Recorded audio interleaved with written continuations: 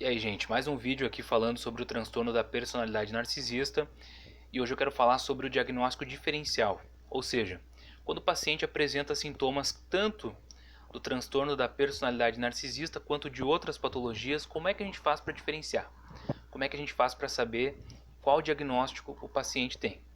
Eu vou falar primeiro do transtorno bipolar, que é talvez o diagnóstico diferencial mais desafiador, especificamente porque muitas vezes a pessoa tem comorbidade, ou seja, ela vai ter tanto o transtorno da personalidade narcisista quanto o transtorno afetivo bipolar.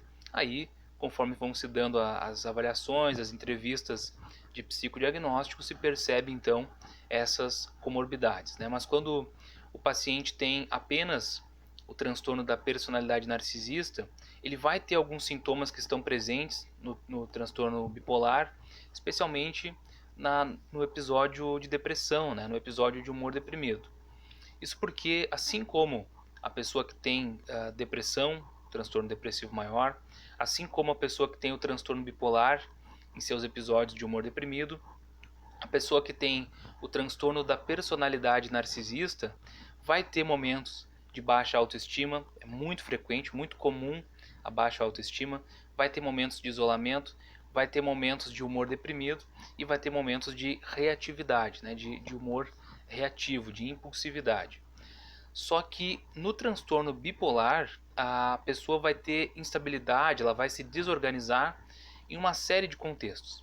Quando ela é criticada, quando ela é cobrada, quando a rotina dela está muito estressante, quando ela fica privada do sono, privada de alimentação, quando ela pratica atividade física, tudo isso vai causar nela a elevação do humor, episódios de mania, de impulsividade, de euforia. Já a pessoa que tem o transtorno da personalidade narcisista, ela vai se desestabilizar, ela vai se desorganizar, principalmente quando ela recebe críticas à autoestima, críticas referentes à autoimagem, à autoestima, à vaidade dela, né? Nesses outros contextos, com relação à alteração no sono, cobrança e o estresse, ela pode responder sim de forma desadaptativa, mas de uma forma bem diferente do transtorno bipolar. Em segundo lugar, o transtorno da personalidade antissocial, que seria o que no senso comum e alguns tempos atrás era chamado de psicopatia, né? Então, como é que a gente diferencia o transtorno da personalidade narcisista do transtorno antissocial? Ambos, né, o indivíduo que tem esses dois transtornos, ele tem uma tendência à manipulação, uma tendência a explorar as pessoas com as quais se relaciona, tem uma tendência a usar as pessoas para se promover. A grande questão é que o narcisista ele vai estar sempre voltado para a autoestima dele. Às vezes ele tem uma insegurança, quase uma dependência das outras pessoas, então ele manipula para se sentir superior, para se sentir talentoso, para se sentir admirado. A necessidade de admiração, de aprovação é muito forte nessas pessoas. Já a pessoa que tem o transtorno da personalidade antissocial, ela manipula principalmente para obter vantagens, às vezes de forma financeira, às vezes com relação a promoções, com relação a status, com relação a poder, né? A pessoa que tem o transtorno da personalidade antissocial, a busca pelo poder, pelo dinheiro e pelo status é maior, às vezes, do que a questão da autoestima, da aprovação e do sentimento de valorização. E por fim, um outro transtorno da personalidade, que é um transtorno mais raro, mais difícil de encontrar na clínica, mas que se manifesta, né, com uma certa frequência e que é difícil diferenciar às vezes do transtorno da personalidade narcisista, é o transtorno da personalidade histriônica. É uma pessoa que tem comportamento externalizante muito atípico, às vezes aqueles comportamentos assim, desde forma de se vestir, forma de falar, forma de se comunicar com as pessoas, opções de estilo de cabelo, né, marcas corporais. São pessoas que chamam muita atenção com a sua presença, desde a forma de se comunicar até a forma de simplesmente se vestir. E às vezes, né, a pessoa histriônica ela exagera o uso de algumas expressões, ela cria situações para chamar a atenção para ela, ela busca sempre estar em foco, né, na mídia, por exemplo, ou em redes sociais, ou ela explora ao máximo as características para ter o sentimento de atenção. A grande questão é que a pessoa que tem o transtorno da personalidade narcisista, ela não vai, por mais que ela queira também receber atenção, por mais que ela queira a fama, por mais que ela queira a, a aprovação, a se sentir valiosa e admirada pelas pessoas, especialmente admirada, ela não faz coisas que ela julga banais, coisas que ela julga de pouco valor.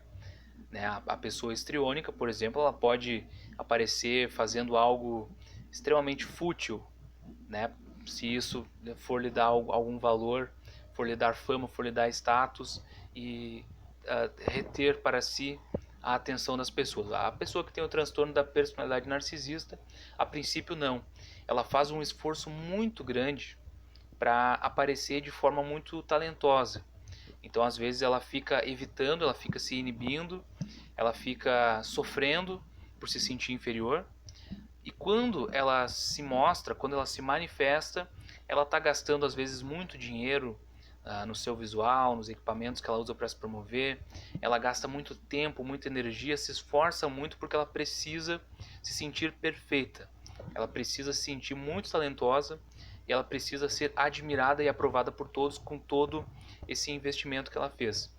A pessoa que tem a personalidade histriônica, portanto, ela vai também ter uma busca excessiva pela atenção, pelo olhar do outro, mas ela pode se preocupar menos com esse investimento. Ela pode fazer algo bem mais fútil, bem mais evanescente, assim, ela pode investir em segundos de fama que não vão lhe agregar nenhum valor para sua imagem, por exemplo.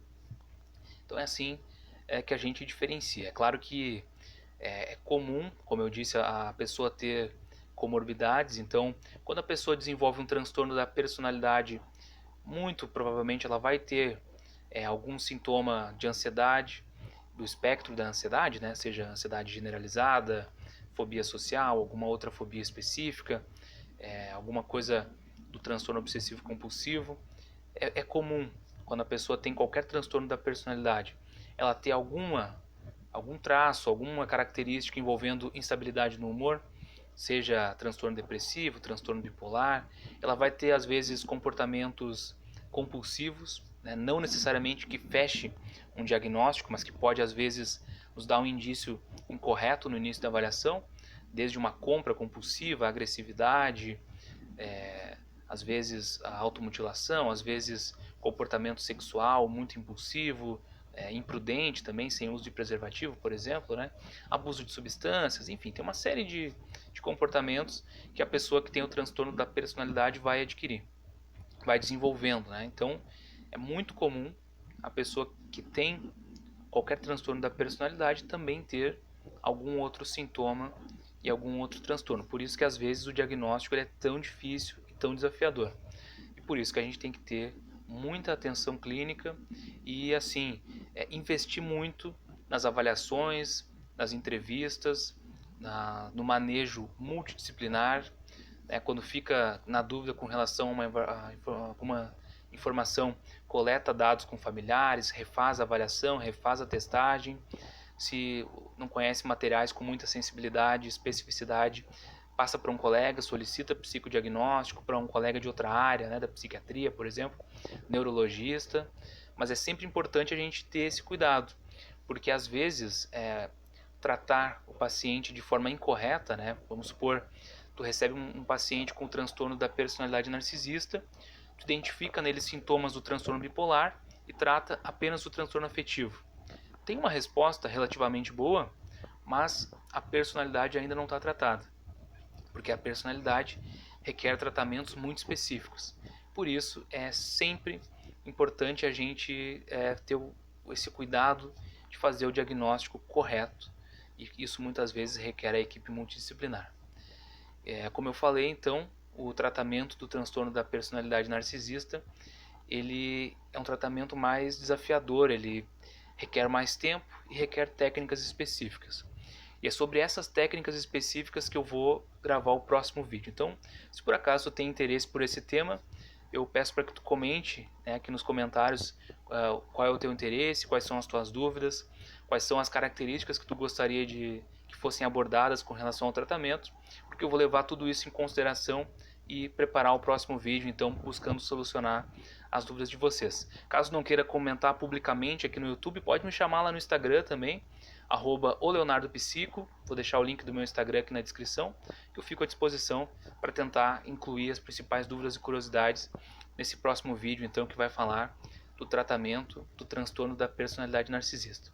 Espero que vocês tenham gostado desse vídeo. Muito obrigado pela atenção e até o próximo vídeo.